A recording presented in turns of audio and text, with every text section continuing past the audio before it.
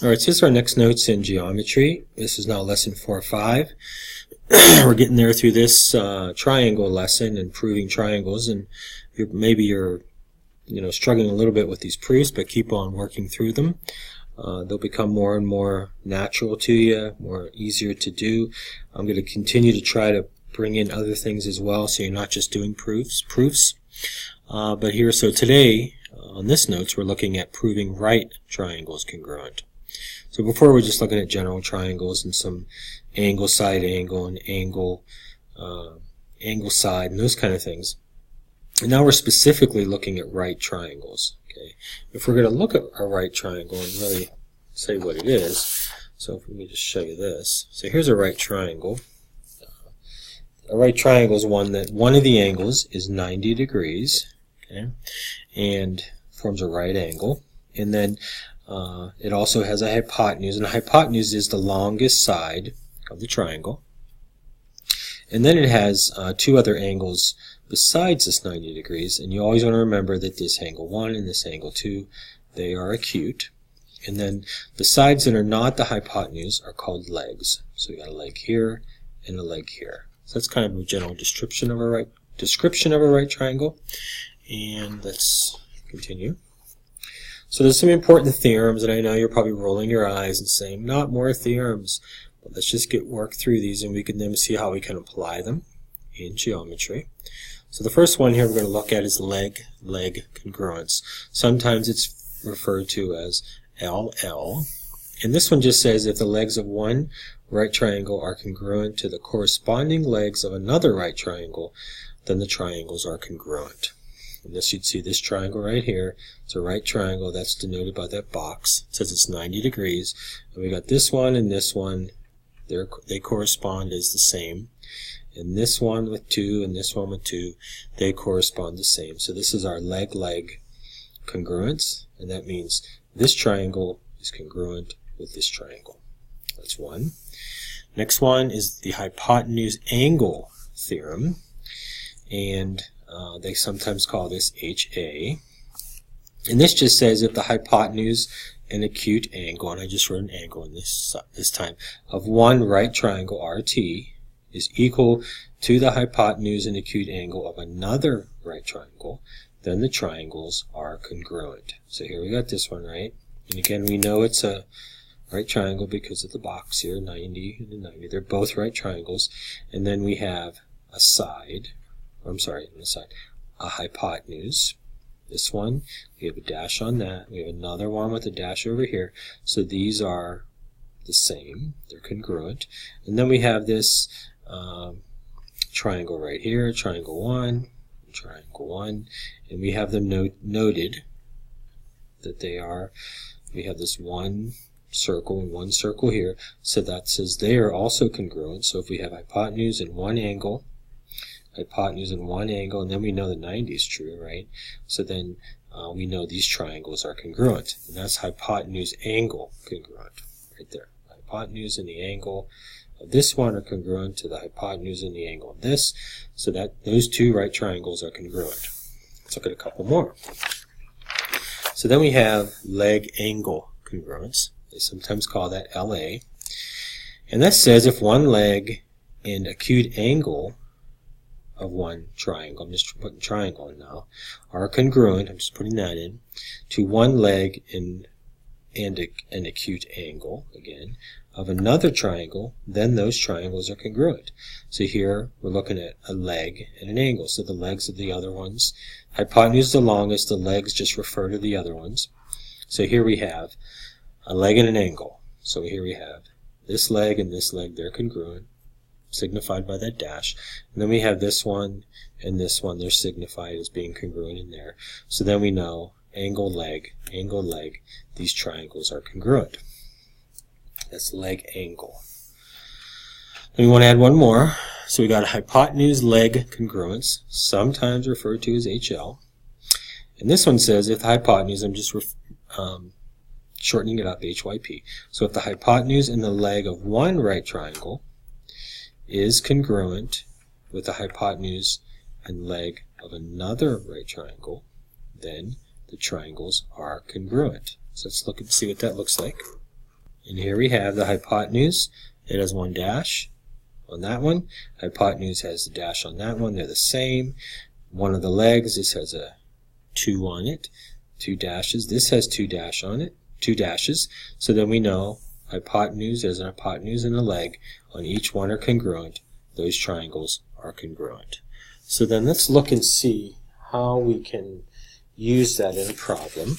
So then if we then look at these problems here, and we have these first, we have this first set of triangles, we'll just call them A, and we have a dash here and a dash here, right? Okay, and we know that's congruent, right? And then we're looking for, let's say we had a line there and a line there. So then we would say it has an angle and a leg is congruent, and here we have an angle and a leg. So we'd call that LA congruence, leg angle, and we'd say this triangle is congruent with that. And then we might also say, is there a way I could turn this? And if you looked at it closely here, you would say if I rotated this maybe 90 degrees, and then I did a translation that way, and maybe also up, then that triangle would probably fit right over the other triangle. So that's one example. So I'd say these triangles are congruent. Then here, I have another set of triangles. We'll call these B. And I might ask myself, well, I have an angle. Angles are congruent. Another angle is congruent. But I have no hypotenuse that's congruent and no leg. And if you look back at the notes, all of these at least one of the parts is a leg. Hypotenuse and a leg and angle. Here I have leg, and a hypotenuse angle. So each one of these, at least one of the legs has to tell us that they're congruent. At least one of them. Here we do not have this, so we'd say no, we cannot tell. It's not congruent. No legs are congruent. So that's a couple simple examples. So here's an example of a flow proof using these 4 theorems that we just talked about. So here we have this triangle. Here we have really 2 triangles up against each other. We have PQR, it's a right triangle, and then we have PSR or PRS, however you want to say it, it's a right triangle as well. In this triangle, we're given some things. If we look at these triangles, they're both right triangles, right? You can see that. And the right angles are angle Q, angle S. Those are the right triangles. And then it's also a given that angle PRQ right here and angle PRS are the same angle. They're congruent, right? Because we see that right there with that line. Okay. So then how do we prove that the entire triangle PQR is congruent with the other triangle PRS? So the whole thing, are they congruent? We have a couple of things. They're right triangles, so that helps us use one of those 4 things that we learned. But we also know that these angles are the same. So here's how we do that. So some of this might make sense to you. Hopefully all of it does. Sometimes when you first start doing these, it can be difficult. So you're usually going to end up with a given. Okay, so here's one of our givens. Angle PRQ is congruent with angle PRS. Okay, and then we have this here, angle Q and angle S are right triangles. Okay, we know that. And that's just another given, right? So if we add that in. And then we just need to add one other thing here. And what I've done is I've thought of, well, I have leg for a right triangle. And I could maybe do this leg, right? Because they're the shared leg. So using the reflexive property, I'm going to use that one here. So we can say segment PR is congruent with segment PR using the reflexive property because it's the same one. Okay, so that gives me this one side, right, or one leg. Okay, and if we looked at this, we'd probably see, if we looked at these triangles correctly, we'd see that that's probably the hypotenuse, right? And then one of our other givens is an angle, right? So, and it says that the angle of one triangle,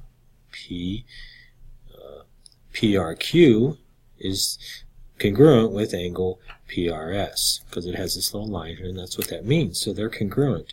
So now we have an angle. So we have a hypotenuse and an angle. These are right triangles, so that allows us to use this theorem, these two things. It says if we have a hypotenuse and an angle, the triangles are congruent. And that's how we'd write out the flow proof. So let's look at one other one. So this last one is going to be an example of a column proof. So you see I have these two triangles here. U, VW, and then X, WY, or Y, WX, however you want to say it. Really, you can just name any 3 points. And I'm going to do a two-column proof here, like I said. And we have a couple givens. We have the idea that angle V and angle X are right triangles, because it says so, right? It has that little square, that little box. And then X has a little box. So we know that they're right triangles. The one thing that's really important for this one is that W is the midpoint of line or segment VX. With those two things, we can actually prove that these are congruent. And it just says prove the triangle UVW is congruent with YXW. So first thing, two-column proof. So we're going to write out statements and reasons. I know you guys hate these probably, but we start with a given. Okay, so then this is a right triangle. That's going to help us use one of those four that we talked about in the notes. So the next thing we might want to do is try to figure out how can we prove one of those, the leg, hypotenuse, angle, and so on. How can we make one of those work? Okay, and we have this midpoint, but let's see what we got here. So, so we know that angle V and angle X are right angles. So that tells us if there's a right angle in both of these triangles, then each one of those triangles are right triangles. And then we would just play the reasons, put the reasons down. That's a definition of a right triangle. So then we keep going. So then that helps us know that we can use one of those four theorems we talked about in the notes. The next thing we might want to do is find an angle. So we can plug it into one of those four proofs. And if we look at these, we see this angle here and this angle here.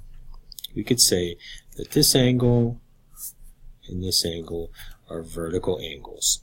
And if that's the case, we can then say angle UWV and angle XWY are congruent because they're the same angle, according to the vertical angle theorem. Next one we're going to use is W is the midpoint of VX. So W here, this whole line told us in the given, in one of the givens we received or we had in the problem, that W is the midpoint of VX. So that means if this is the midpoint, then line VW is equal to line WX. So we can, that's our given. Then we can say, not equal, we can say congruent. So segment VW is congruent with segment WX, since that's exactly the midpoint, right? Based on that midpoint theorem. So then that gives us an angle, right? Because these are right triangles, because these are vertical angles, we then know that these angles are the same. And then we know because this is the midpoint that this leg and this leg are also equal. So then we can say, because of that, this leg angle theorem, that triangle UVW is congruent with triangle YXW. And that's what we want to prove. So up here. So hopefully that all makes sense. And let me know if you have any questions. There's the whole proof there. I'll just pull out a little bit here. Let's see a little bit better. And let me know if you have any questions. And that's going to be it for the notes.